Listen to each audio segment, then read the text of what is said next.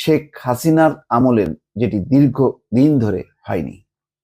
ছাত্র আন্দোলনের বিষয়ে ভারতের ভূমিকায় অসন্তোষ জানিয়ে ডক্টর ইউনূস বলেন, বাংলাদেশের প্রতিবেশী হয়েও ছাত্র আন্দোলনের বিষয়টিকে ভারত বাংলাদেশের অভ্যন্তরীণ বিষয় বলে অভিহিত করেছে। নরেন্দ্র মোদীর সরকার এমন একজনকে সমর্থন করেছে যিনি মানুষের গণতান্ত্রিক অধিকার হরণ করেছেন। তিনি বলেন, আমি খুবই আহত হয়েছিলাম যখন ভারত ছাত্র আন্দোলনকে বলল এটা বাংলাদেশের অভ্যন্তরীণ বিষয়। যদিও ভারতের ছাত্ররা, শিক্ষার্থীরা এবং বিভিন্ন রাজনৈতিক দল কিন্তু তুমুল বিক্ষোভ করেছে কলকাতা এবং নয়াদিল্লি সহ বিভিন্ন জায়গায়। বলছেন যে আমরা এই বিষয়ে কিছু করতে পারবো না, অর্থাৎ ভারত বলছে।